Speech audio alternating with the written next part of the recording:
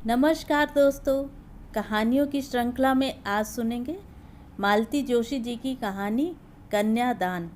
लेकिन उससे पहले मेरा आपसे विनम्र अनुरोध है कि अगर मेरे द्वारा सुनाई हुई कहानियाँ आपको अच्छी लगती हैं तो मेरे चैनल को सब्सक्राइब ज़रूर करें, लाइक करें और अपने दोस्तों और परिचितों में शेयर भी करें। बेल आइकन दबाना बिल्कुल भी न भूलें। आज सुनिए कन्यादान। दूध जलने की अजीब सी गंध पाकर मेरा माथा ठनका। मशीन छोड़कर रसोई में झांका तो देखा दूध उफन उफन कर चूल्हे में जा रहा है और सुम्मी का कहीं पता नहीं है। सुम्मी, मैंने चूल्हे में लकड़ी खींचते हुए आवाज़ दी। जब कोई जवाब नहीं मिला तो मैं अनायास ही बैठक की ओर मुड़ गई। सुम्मी खिड़की के पास खड़ी अपलक सड़क की ओर निहार रही थी। तू यहाँ खड़ी है और उधर दूध? दीदी को शायद फिर कोई देखने आए हैं, उसने मेरी बात अनसुनी करके कहा। अच्छा, अब तो मुझे भी कौतूहल हुआ। देखा दद्दू की आलीशान गाड़ी के साथ एक और भी खूबसूरत कार सड़क पर खड़ी है। योगेश कार के दरवाजे पर सबकी अगवानी कर रहा था और दद्दू सीढ़ियों पर हाथ जोड़े खड़े थे। जब सब लोग साथ वाले मकान में अदृश्य हो गए तो मैं वापस मशीन पर आकर बैठ गई। सुम्मी भी मेरे साथ चली आई, पर अब सिलाई में मन नहीं लग रहा था। लड़का कौन सा था री? वह नीले सूट वाला या हरे स्वेटर वाला? मैंने कहा। तुम भी माँ गजब करती हो। जीजी के लिए वह स्वेटर वाला कैसा लगेगा, जरा सोचो तो। सुम्मी ठीक ही कह रही थी। राजी के 5.5 फुटी कद के सामने अच्छे अच्छे लड़के भी बौने लग उठते थे। कितनी ही जगह सिर्फ इसी कारण रिश्ता नहीं हो सका था। तब से लड़के की ऊंचाई का खास ध्यान रखा जाता था। सोचते सोचते मन हठात उदास हो आया। 2 साल पुरानी वह बात याद आ गई। कितना अच्छा घर था। लड़का इंजीनियर, बाप डिप्टी कमिश्नर। ऊंचाई 5 फुट 8.5 इंच थी। फिर भी राजी के सामने ज़रा सा लग रहा था और राजी ने मना कर दिया था। दूसरे दिन योगेश घर पर आया था। पहले तो उसने राजी को खूब कोसा था, फिर बोला, चाचा जी, इतना अच्छा लड़का हाथ से जाने देना नहीं चाहते पिताजी। उन्होंने कहा है कि सुम्मी के लिए बातचीत कर ली जाए। अभी 2 दिन वे लोग शहर ही में हैं। देखने दिखाने का कहें तो इंतज़ाम हो भी सकता है। मेरे मुंह में तो जैसे पानी भर आया। बड़ी आशा से सुम्मी के पिताजी की ओर देखा, पर इन्होंने बड़ी विद्रूप मुस्कुराहट के साथ कहा था, योगेश, अपने पिताजी से कहना अपनी बेटी की जूठन यहाँ ना भेजें। सुम्मी का बाप अभी जिंदा है। योगेश अपना सा मुँह लिए लौट गया था। बड़ी शान से कह दिया था कि उसका बाप जिंदा है। बाप ऐसे ही तो होते हैं। 2 साल में कितने लड़के देखे हैं। दद्दू को देखो, सारा हिंदुस्तान छान मारा है। कहाँ कहाँ से लड़के ढूंढ लाते हैं, पर राजी की कुंडली में पता नहीं कैसे योग हैं। कहीं उसकी ऊंचाई आड़े आ जाती है तो कहीं AA की डिग्री। कभी जीजी को घर पसंद नहीं आया, कभी राजी को वर, और दद्दू या योगेश फिर घूमना शुरू कर देते हैं। जब भी वे लोग कोई लड़का नापसंद कर देते हैं तो मेरा मन उस बच्चे की तरह दुखी हो जाता है जो खुद खरीद कर मिठाई खा नहीं सकता, दूसरों की फेंकी हुई उठा नहीं सकता और तरस कर रह जाता है। इन सब बातों को सोच सोच कर आजकल मेरी आंखें अपने आप ही भर आती हैं और किसी काम पर बैठना कठिन हो जाता है। ये तो दिन भर बाहर रहते, दिन भर इतनी बड़ी लड़की आंखों के सामने रहने पर मेरी छाती में कैसा क्या होता रहता है, इन्हें क्या पता। कहते हैं तुम नाहक फिक्र करती हो। आजकल तो 25 साल से पहले कोई लड़कियों की शादी की बात सोचता भी नहीं। ठीक है, लेकिन वे लड़कियां क्या दिन भर इस तरह घर में बैठी रहती हैं? लड़की को कॉलेज आप भेज नहीं सकते, खर्च नहीं पूरा पड़ता, इसलिए नौकरी नहीं करवाएंगे क्योंकि इससे आपकी बेइज्जती होती है। फिर वह बेचारी क्या करे? दिन भर माँ के साथ खाना बनवाए, सिलाई करवाए, या माँ, दद्दू आ रहे हैं। कौन? मैंने अपनी विचार तंद्रा से जागते हुए सुम्मी से प्रश्न किया। दद्दू आ रहे हैं, पिछले रास्ते से छत पर से होकर आ रहे हैं। मैं तो आवाक रह गई। दद्दू पता नहीं कितने सालों बाद इस घर में आए थे। 4-5 साल पहले मुनीश बहुत बीमार हो गया था, तब आए थे, बड़े डॉक्टर को लेकर। बहू, रसोई की चौखट पर खड़े होकर दद्दू ने आवाज़ दी। मैंने माथे तक पल्लू खींचकर उनके पाँव छुए और एक और खड़ी हो गई। बहू, जरा सुम्मी को तैयार करके मेरे साथ भेज दो। राजी को देखने ढेर सारे मेहमान आ गए हैं।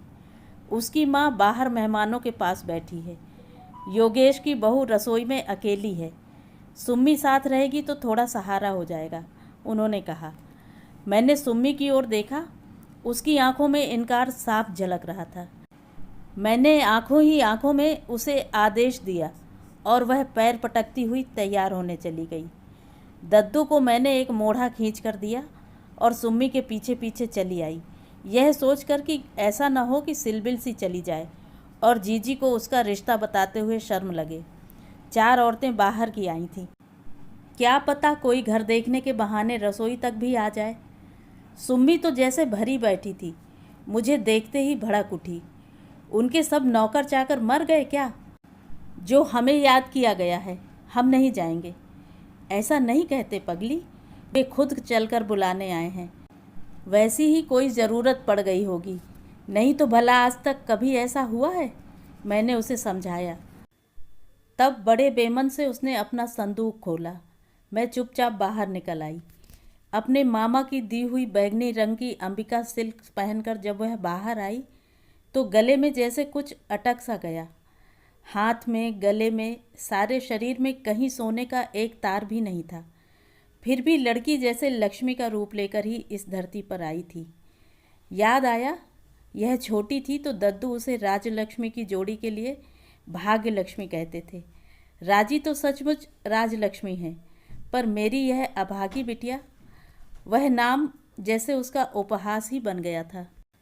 दद्दू के साथ उसे भेजकर मैं पता नहीं कितनी देर सुम्मी की ही बात सोचती रही। वह पूरे 4 साल बाद उस घर में कदम रख रही थी। अलग होने के बाद इन 2 घरों में ही नहीं, हम लोगों के दिलों में भी दीवार खड़ी हो गई थी। तब से मैंने सिर्फ योगेश की शादी में ही वहाँ पाँव दिया था। उस समय भी उपेक्षा, अपमान और तिरस्कार की ऐसी सौगात पाई थी कि दोबारा जाने की इच्छा ही न हुई थी। फिर भी मैं होली, दिवाली, दशहरा और संक्रांति पर बच्चों को बड़ों के पैर छूने भेजती। राखी, भाई दूज पर लड़कों को अवश्य भेजती, जिससे कोई यह ना कहे कि देने के डर से मुंह छिपा गए हैं। दिया हुआ सब दुगना करके योगेश, लोकेश सुम्मी के बहाने लौटा जाते। अजीब से संबंध हो गए थे, न छोड़ते बनता था न निभाते। जैसे जैसे बच्चे बड़े होते गए, समझने लगे कि उस घर में वे लोग हिकारत से देखे जाते हैं। सबसे पहले सुम्मी ने वहाँ जाने से इनकार किया। दूसरे वर्ष मुनीश ने भी उसका अनुकरण किया। गिरीश और सतीश तो अभी छोटे थे, पर इस साल से हरीश भी विद्रोही दल में शामिल हो गया था। और कोई बुलाने आता तो सुम्मी तो आज भी न जाती, पर दद्दू की बात और थी। उनकी बात टाली नहीं जा सकती थी। उनके लिए सबके मन में एक ऊंचा आसन है। बंटवारे के बाद भी उस स्थिति में फ़र्क नहीं आया। ये मुंह से चाहे जो भी कहते रहें, दद्दू की बात टाल दें ऐसा साहस उनका भी नहीं था। और झगड़ा दद्दू से था ही कब? बैर तो देवर भाभी के बीच था। दद्दू उतने ही निरीह थे जितनी कि मैं, और इस रोज़ रोज़ की खटपट से उतने ही त्रस्त भी। जीजी यह देखकर चिढ़ती थी कि लाला जी दिन भर बैठकर ताश खेलते रहते हैं या सिगरेट फूंकते हैं, ख़ानदानी कारोबार में ज़रा भी हाथ नहीं बटाते। 1-2 साल बाद घर में एक प्राणी की वृद्धि करना ही उनके पुरुषार्थ की सीमा है। देवर को यह कोफ्त होती थी कि भाभी ठसक किसे दिखाती हैं, वे किसी और का नहीं अपने बाप का माल खा रहे हैं। पर कौन समझाता कि बाप की कमाई कोई ज़िंदगी भर बैठकर नहीं खा सकता, और दद्दू ना होते तो घर की ईंटें तक बिक गई होती। और फिर एक दिन विस्फोट हो ही गया था। कारण चाहे जो भी रहा हो, सालों से सुलगती आग को बाहर आने का मौका मिल गया। कहनी अनकहनी सारी उस दिन ज़बान पर आ गई थी, और यह बात भी कि अब आगे साथ रहना नहीं हो सकता। दद्दू उस दिन भी बिल्कुल शांत बने रहे। तूफान थमने के बाद भाई को बुलाकर उन्होंने नकदी, सोना, चांदी सबका बराबर हिस्सा संभलवा दिया। नाप जोख करके मकान 2 हिस्सों में बांट दिया। नई सड़क पर एक नई फैंसी क्लॉथ की दुकान लेकर दे दी। मुझे अलग हो जाने से ज़रा भी खुशी नहीं थी। दद्दू के बच्चों पर बहुत ममता थी, पर रोज़ रोज़ की किलकिल से छुटकारा पाने की राहत ज़रूर महसूस की। 3 महीने बीतते बीतते इन्होंने बकना शुरू किया। बाप दादों की दुकान तो लोग बागों ने अपने लिए रख ली, हमें नई जगह बिठा दिया। भला हमें कोई पूछता है वहाँ? बात दद्दू के कानों तक भी गई और दूसरे ही हफ्ते दुकानों की अदला बदली भी हो गई। साथ ही दोनों मकानों के बीच एक लंबी सी दीवार भी डल गई। मैं योगेश और राजी को देखने के लिए तरस गई, पर जीजी के रोज़ रोज़ ताने भी अब नहीं सुनने पड़ते थे। दुकान नई हो या पुरानी, चलाने से ही तो चलती है। देखते ही देखते दद्दू की नई दुकान भी चल निकली। BCom के बाद योगेश ने भी पास ही एक रेडीमेड कपड़ों की दुकान खोल ली। लोकेश के लिए एक फैक्ट्री खोली गई थी और वह उसकी ट्रेनिंग के लिए अमेरिका चला गया था। अब इनको यह शिकायत है कि दद्दू ने सारे पुराने ग्राहक अपनी ओर तोड़ लिए हैं।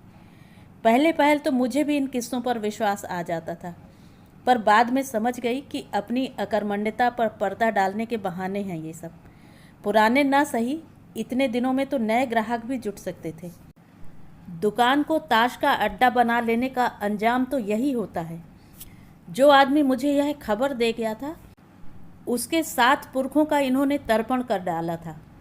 धीरे धीरे सारी कैश चुक गई। फिर चांदी का नंबर आया। फिर एक एक करके मेरे गहने भी जाने लगे। तब घबराकर मैंने दद्दू के पास संदेश भिजवाया। उन्होंने खुद जाकर दुकान का मुआयना किया और दुकान में पार्टीशन डलवाकर आधा हिस्सा एक डिस्पेंसरी के लिए किराए पर उठवा दिया। किराया सीधा मेरे पास पहुँचे, यह व्यवस्था भी कर दी। उन्होंने बहुत हाय तौबा मचाई। जो जी में आया बकते रहे, पर दद्दू की व्यवस्था को बदलने का साहस न कर सके। इससे भी पूरा ना पड़ा तो मैंने छत के 3 कमरे और रसोई अपने लिए रखकर नीचे का सारा हिस्सा किराए पर उठा दिया। ऊपर रहने में ढेर सी असुविधाएं थी, पर एक सुविधा थी सबसे बड़ी कि ऊपर वाला हिस्सा अकेला था और मेरी रसोई में क्या पकता है किसी को पता नहीं चलता था।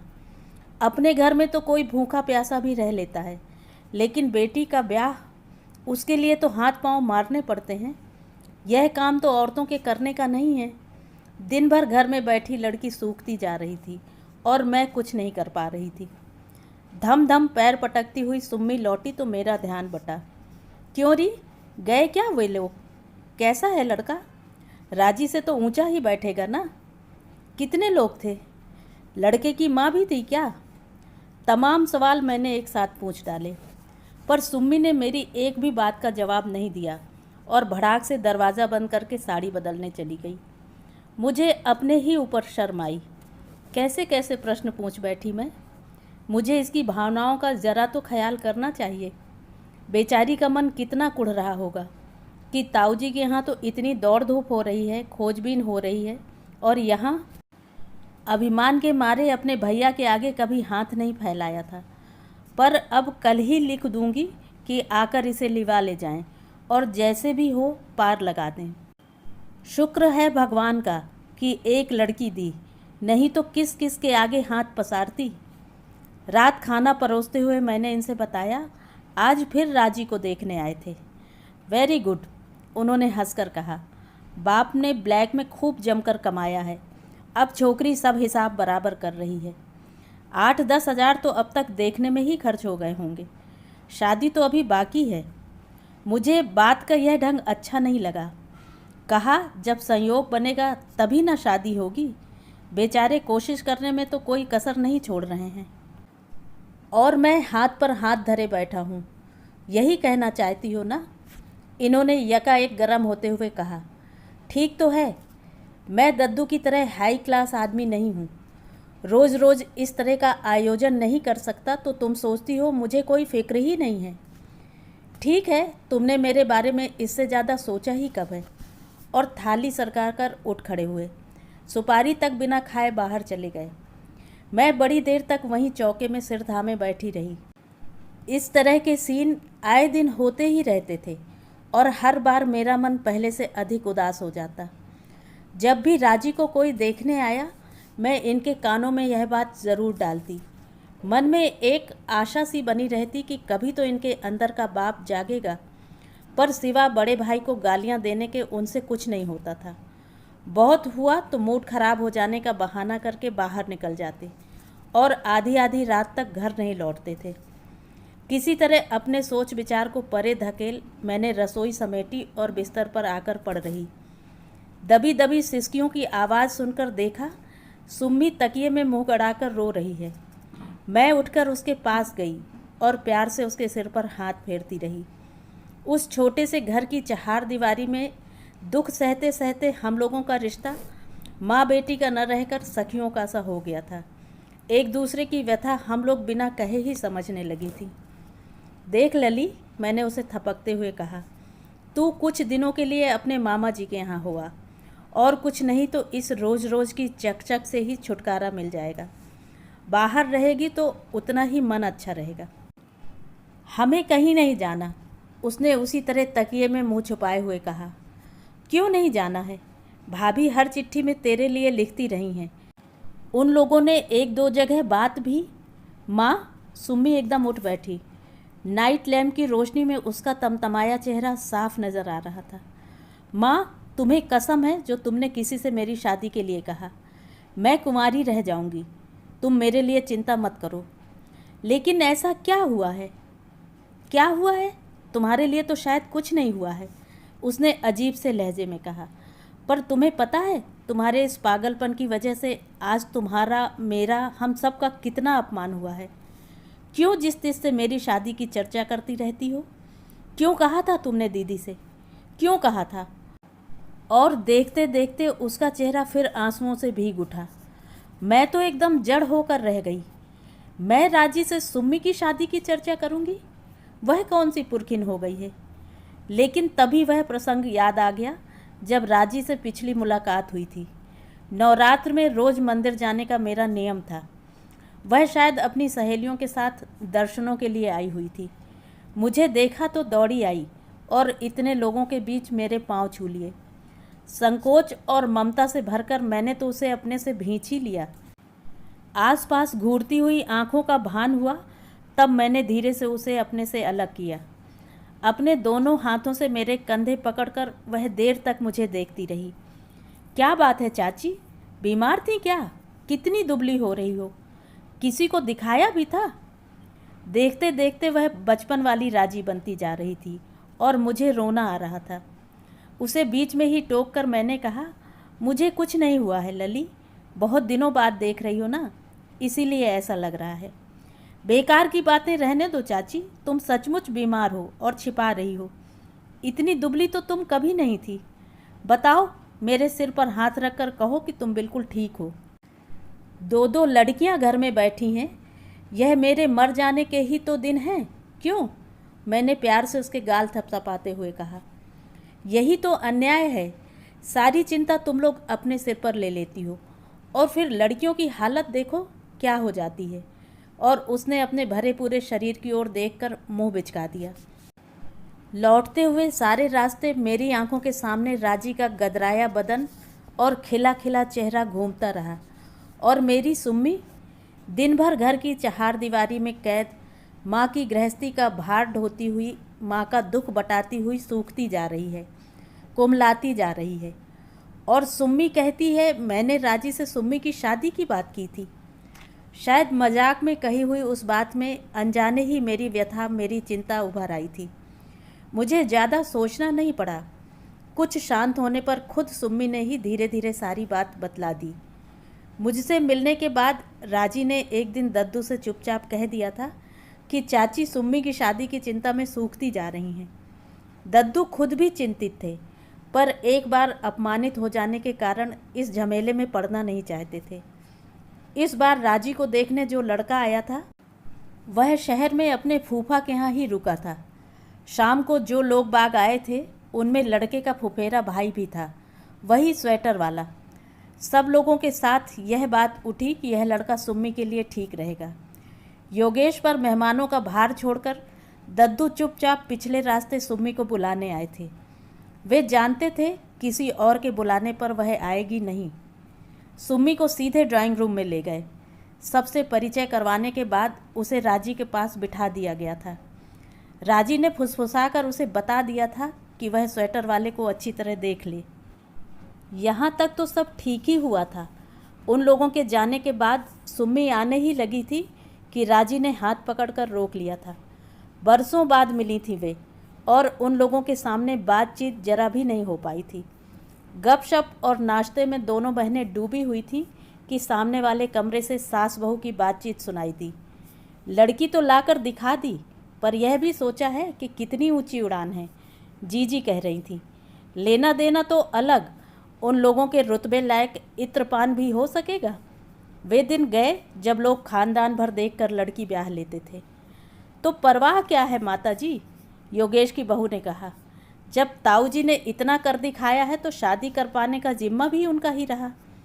दद्दू शायद आसपास ही कहीं थे, गरज कर बोले, बहू, शादी का खर्च चाहे सुम्मी के ताऊ जी उठाएं या उसके पिताजी, तुम्हारे पीहर से कुछ नहीं मांगेंगे, इत्मीनान रखो।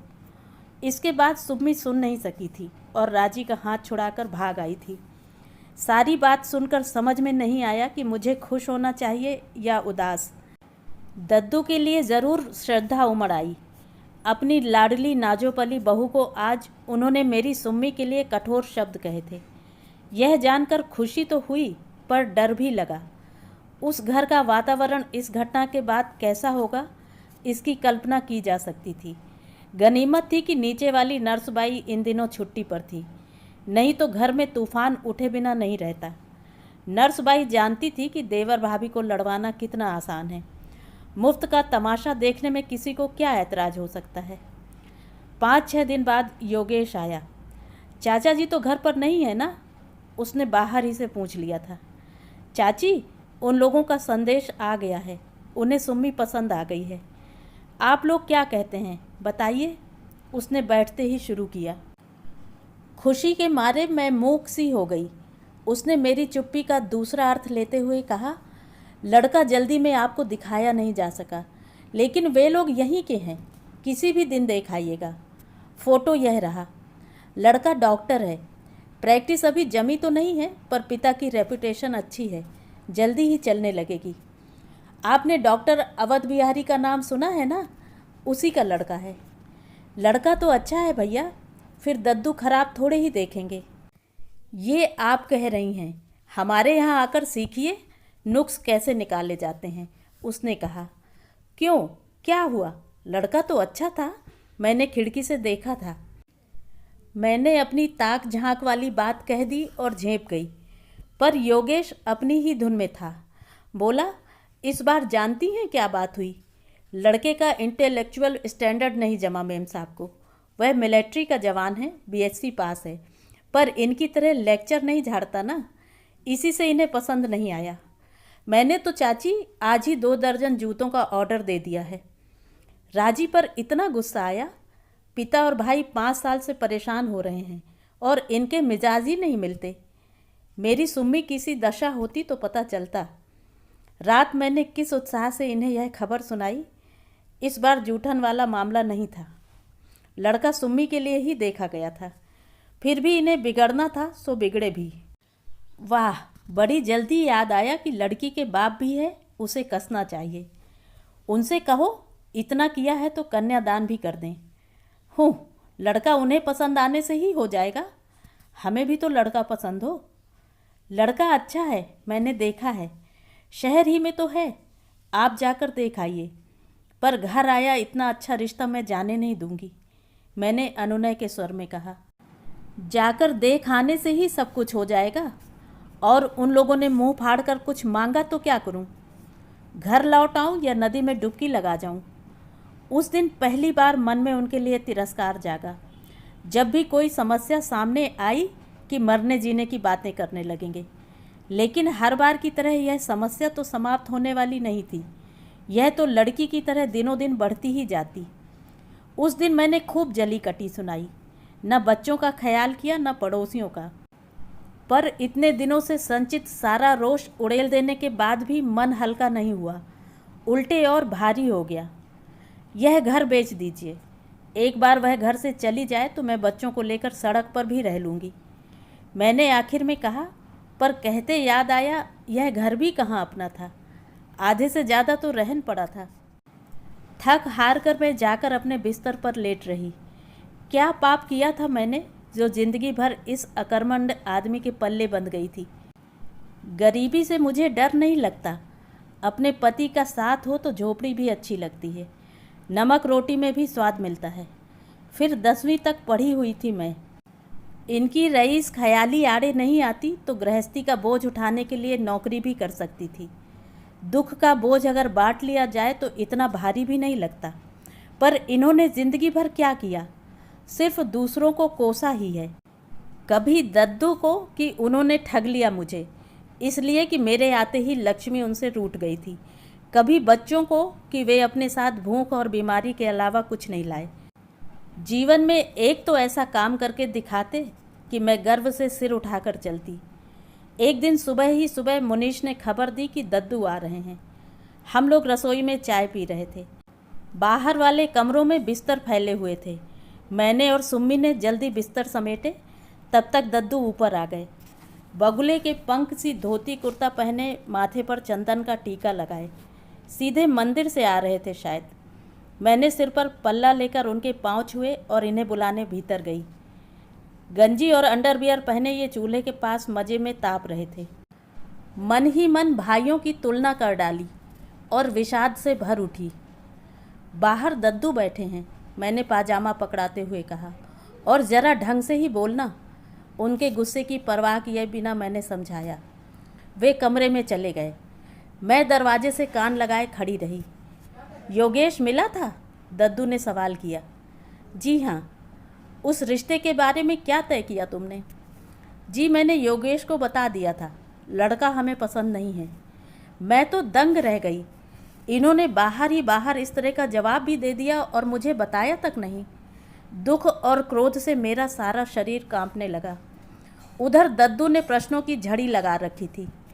किसे पसंद नहीं है? तुम्हें? बहू को या सुम्मी को? नापसंद करने जैसा उसमें क्या है? रंग रूप, विद्या बुद्धि, कुल गोत्र, किस चीज़ में तुम्हें दोष नज़र आया? जीवन में पहली बार मैंने दद्दू के सामने बोलने का साहस जुटाया। जी, लड़के में तो रत्ती भर भी दोष नहीं है। इतने ऊंचे घर में संबंध करने से संकोच हो रहा था, इसी से। तो हमारा घर नीचा है? दद्दू गरजे। रही दान दहेज की बात, तो कोई उनके दरवाजे तक गया भी है पता लगाने? वे दान दहेज ना भी लें तब भी यह शादी नहीं हो सकती। मेरी इतनी हैसियत नहीं है। बड़ी देर बाद इन्होंने मुँह खोला। तुम अगर सोचते हो कि कोई नारियल सुपारी के साथ तुम्हारी बेटी ब्याह कर ले जाएगा तो भैया, हिंदुस्तान में अभी 50 साल तक वह दिन नहीं आएगा, दद्दू ने कहा। जी, मैं चाहता भी नहीं कंगालों की तरह शादी करना, बस ज़रा सुविधा जुटा रहा हूँ। तुम जिस तरह से सुविधा जुटा रहे हो उसके इंतज़ार में तो लड़की बूढ़ी हो जाएगी। भैया, फूस की आग पर तापना बड़ा मुश्किल है। जुआ चाहे सरकारी लॉटरी का हो या मटके का, किसी का घर नहीं भरता। मैंने लोगों को रातों रात कंगाल होते देखा है। भावावेश में उनका गला भराया। वे शायद और भी कुछ कहते, पर इनके तमतमाए चेहरे को देखकर चुप रह गए। पत्नी के सामने इस तरह अपमानित होना इन्हें शायद अच्छा नहीं लग रहा था। खैर, जैसे भी तुम ठीक समझो। बहू, ये पासबुक रखो। ये पैसा सिर्फ सुम्मी की शादी के लिए रख छोड़ा था। यह रिश्ता पसंद नहीं तो कोई बात नहीं, दुनिया में और भी लड़के हैं, लेकिन सिर्फ पैसों की तंगी के कारण लड़की को ज़्यादा दिन तक घर में बिठाकर तो नहीं रख सकते हम। उन्होंने पासबुक तिपाई पर रखी ही थी कि ये कड़े स्वर में बोल उठे। ये आप ले जाइए। गरीब सही हम, लेकिन भिखारी नहीं हैं। मैं भी कोई महात्मा नहीं हूँ जो तुम्हें दान दे रहा हूँ, दद्दू ने भी कड़क कर जवाब दिया। गांव का मकान बेचकर जो रुपए हाथ आए थे उनमें से आधे तुम्हारे नाम डाल दिए थे। उन पर तो अपना अधिकार मानते हो कि नहीं? आपने तो बतलाया था कि वह मकान अस्पताल के लिए धर्मार्थ दे दिया है, ये बोले। अभी कहा ना कि मैं कोई धर्मात्मा नहीं हूँ, व्यापारी आदमी हूँ। इतनी बड़ी हवेली यूं ही दान कर दूँ, ऐसा संत नहीं हूँ। ये बात मुझसे छिपाए रखने की क्या ज़रूरत थी? इन्होंने खींचकर पूछा, पर दद्दू ने कोई जवाब नहीं दिया। गोद में रखी टोपी सिर पर रखकर सीढ़ियाँ उतरने लगे और जवाब देने की ज़रूरत क्या थी? क्या ये स्वयं ही अपने प्रश्न का उत्तर नहीं थे? कांपते हाथों से मैंने पासबुक उठा ली। उसमें रुपया जमा करने की तारीख उसी महीने के अगले माह की थी जिस महीने में हम लोगों का बंटवारा हुआ था। तो ये थी कहानी। कहानी आपको कैसी लगी? कमेंट करके ज़रूर बताएं।